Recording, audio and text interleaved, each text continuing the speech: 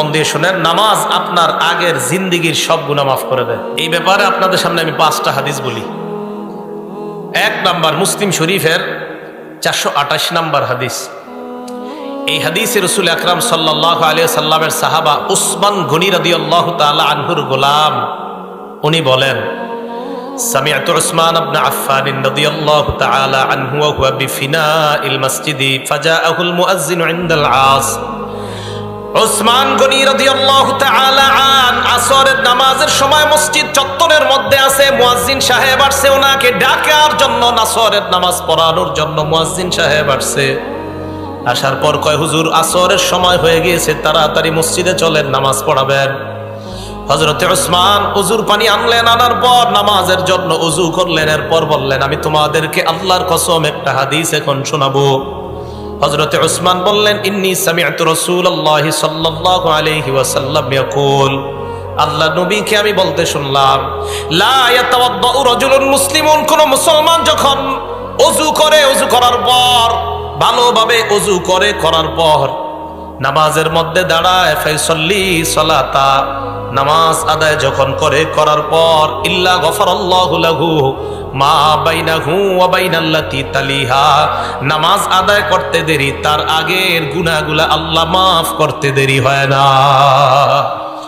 ওযু সুন্দর মতো করে নামাজে দাঁড়াবেন, আল্লাহ আপনার গুনাহগুলো মাফ করে দেয়।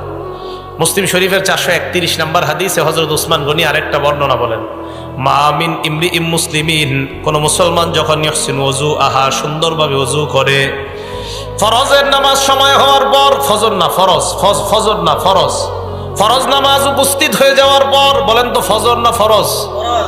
তাহলে ফজর, জোহর, আসর, মাগরিব, এশা সবগুলা ফরজ নামাজ উপস্থিত হয়ে যাওয়ার পর সুন্দরভাবে ওযু করে, ওযু করার পর নামাজ পড়ে, রুকু সেজদা সুন্দরভাবে করে, তাহলে ব্যবসায়ী ব্যবসার মধ্যে দোকানে বসা, ফরজ নামাজের সময় হয়ে গেছে। চাকরিজীবী তার চাকরি স্থলে বসা, ফরজ নামাজের সময় হয়ে গেছে। আমি আপনি আমরা যার যার পেশার মধ্যে আমরা জড়িত, ওই সময় নামাজের সময় হয়ে গিয়েছে।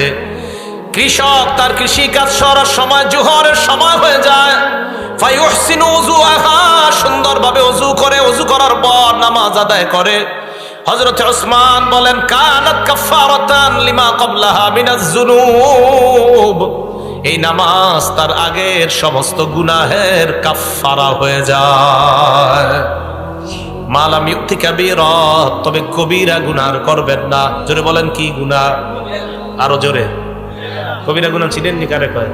হ্যাঁ, একটু শোনেন। বুখারী শরীফের 2653 নম্বর হাদিস, 2653, ক্বালা রাসূলুল্লাহ সাল্লাল্লাহু আলাইহি ওয়াসাল্লাম, আল্লাহর নবী বলেন, আল কাবাইর, কবিরা গুনাহ হলো আল ইশরাকু বিল্লাহ, 1 নাম্বার আল্লাহর সাথে শিরিক করা, 2 নাম্বার ওয়া উকুকুল ওয়ালিদাইন, পিতা মাতার নাফরমানি করা, 3 নাম্বার ওয়া কতলুন নাফসি, কাউকে অন্যায়ভাবে হত্যা করা, 4 নাম্বার ওয়াল ইয়ামিনুল গুমুস, মিথ্যা শপথ করা। কি শপথ?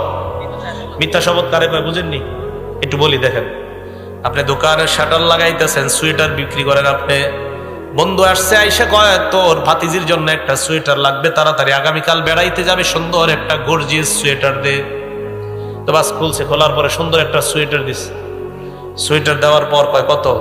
অন্যদের থেকে থাকি 900, তুই 850 দে।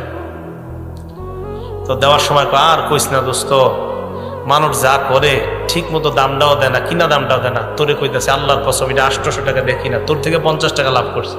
সদরঘাটে খুঁজে দেখা যায় এটার দাম 300। কত? যদি হয় আর কি এরকম।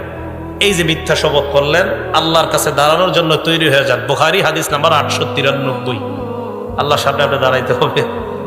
আপনি মিথ্যা কথা বইলা আপনার পণ্য আপনি বিক্রি করলেন, কি এরকম হয় কিনা? না হইলে তো নাই, হয় কিনা? হইলে তো এটা গুনাহ। যদি না হয় মাশাআল্লাহ, আপনারা সব আল্লাহর ওলি।